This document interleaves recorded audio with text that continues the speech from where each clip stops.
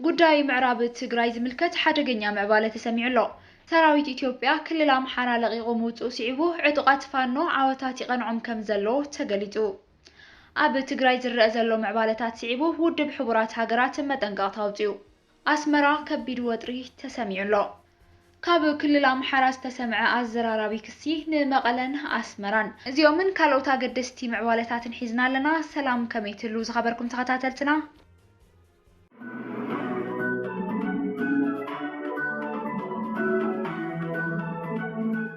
ጉዳይ ምዕራብ ትግራይ ዝምልከት ሓደገኛ ምዕባለ ወፂኡ ኣሎ። ኣብ ኢትዮጵያ ካልእ ዙር ናይ ጥፍኣት ኩናት ከይውላዕ ቅልጡፍ ምኽባር ሕገ መንግስቲ ተሃገር ተፀዊዑ። ብመሰረት ሕገ መንግስቲ ድማ ሉዓላውያን ግዝኣታትን ክልላትን ክኽበር ምዕራብ ትግራይ ናብ ንቡር ሕገ መንግስታዊ ቅርጹ ክምለስን ብህፁፅ ተግባራዊ ስጉምቲ ክውሰድ እዩ ብወገን ትግራይ ህፁፅ ፃውዒት ቀሪቡ ዘሎ። ምምላስ ሕገ መንግስታዊ ሉዓላዊነት ትግራይ መድሕን ጥፍኣትን ኩናትን ኣብ ኢትዮጵያ ከም ዝኾነ እዩ ተገሊጹ። እቲ ኣዕናዊ ኩናት ትግራይ ስዒቡ ምዕራብ ትግራይ ኣብ ኢድ ወታደራዊ ሓይሊ ምክልኻል ጥራይ ዘይኮነ ናትና እዩ ንዝብል ስሑት ታሪኻዊ መጎት ዘቕርቡ ኣኽረርቲ ሓይልታት ኣምሓራ እውን ብዋናነት ዘለዎ ከም ዝኾነ እዩ ተገሊጹ ዘሎ።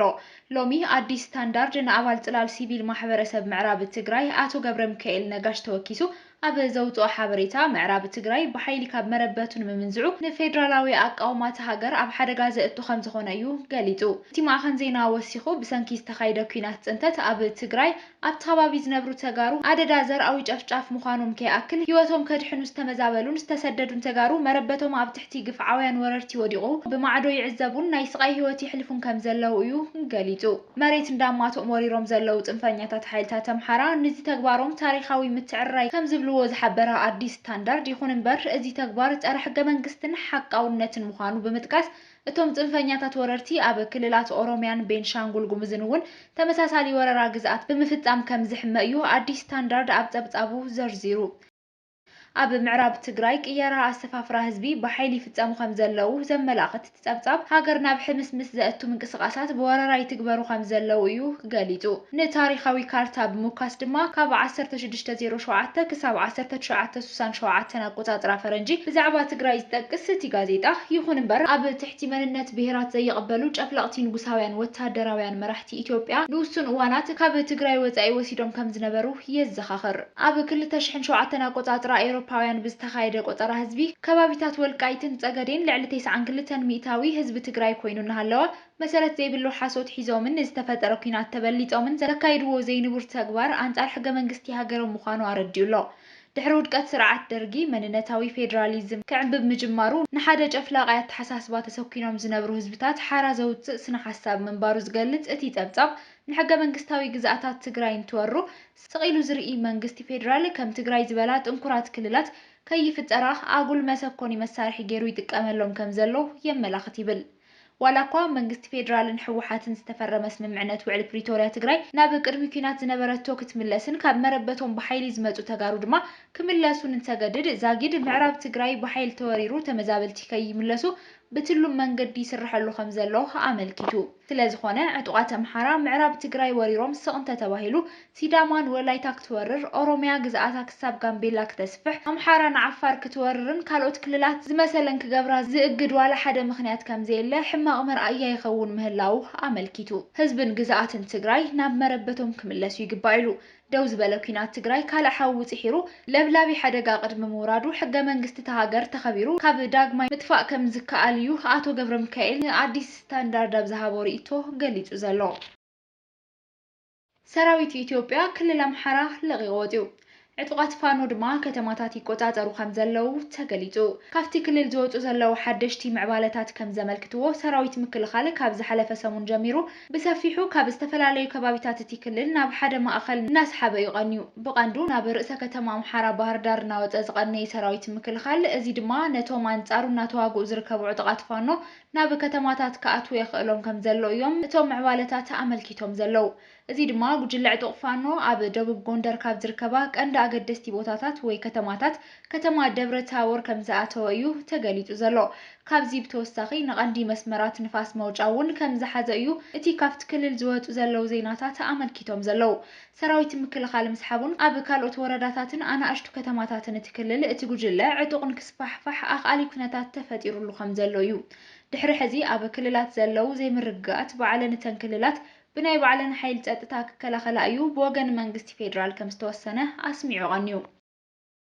ኣብ ትግራይ ዝረአ ዘሎ ከቢድ ወጥሪ ስዒቡ ውድብ ሕቡራት ሃገራት ኣጠንቂቁሎ። ላዕለዋይ ኮሚሽነር ሰብኣዊ መሰላት ሕቡራት ሃገራት ኣብ ትግራይ ዝረአ ዘሎ ወጥሪ ክሃድእ ፃውዒት ኣቕሪቡ።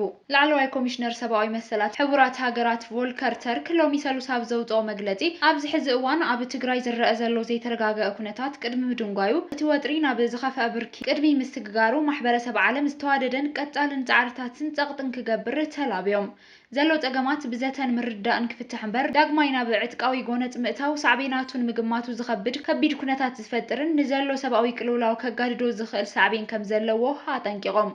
ወጥሪ ንምንካይ ኩሎም ወገናት ብፖለቲካዊ ዘተን ምትእምማን ዝፈጥር ስጉምትታት ክወስዱን ጎነፅ ንምትራፍ ብሓላፍነታዊ ስምዒት ነገራት ከተሃዳዱ ይግባእ ዝበለ ቮልከር ተርክ እቲ ኩነታት ኣዝዩ ዘይርግኦ ኮይኑ ይቕጽል ብምህላው ሳዕቤናቱ ድማ ዝያዳ ዝኸፍአ እዩ ክኸውን ክብሉ ኣተሓሳሲቦም። ማሕበረሰብ ዓለም እውን ነቲ ዝፍጠር ዘሎ ወጥሪ ንምህዳእ ዝተዋደደን ቀጻልን ጻዕርታት ክገብር ኣስሚሮም ኣለዉ።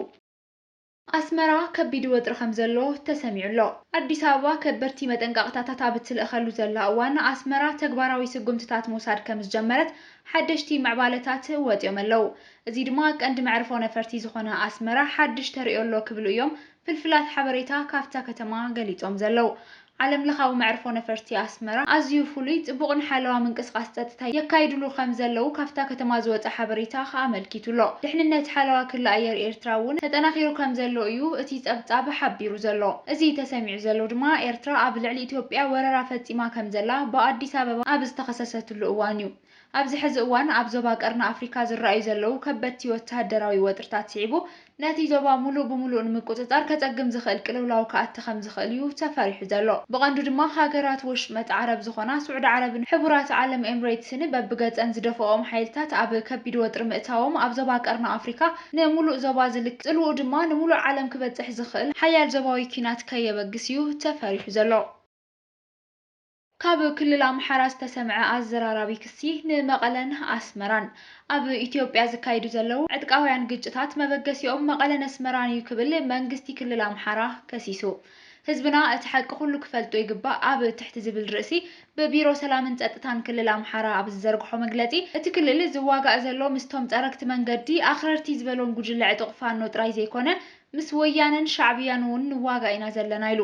ኣብዚ ሕዚ እዋን ኣብ ክልል ኣምሓራ ይኹን መላእ ኢትዮጵያ ዝካየዱ ዘለው ጎንፅታት ኣመራርሓን ሎጂስቲክስን ዘቕርበሎም ካብ መቐለን ኣስመራን ምዃኑ ህዝብና ክፈልጥ ይግባእ ይብል እቲ መግለጺ።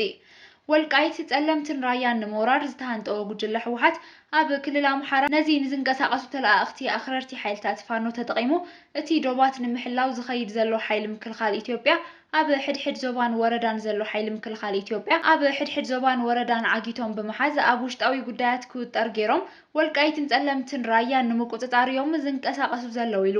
ስለዚ ኩሉ ህዝቢ ኣብ ነካይዶ ዘለና ቃልሲ ኣንጻር ታሪኻዊ ጸላእትና ዝልእኽዎም ውሽጣውያን ጉጅለታት ኣኽረርቲ ሓይልታትን ምዃኑ ተፈሊጡ ሕብረተሰብ ከባቢኡ ክሕሉ ብናይ ገዛእ ርእስና ሓይሊ ክንከላኸልን ልዕልና ሕጊ ክነተግብርን ይግባእ ክብል እዩ ጸዊዑ።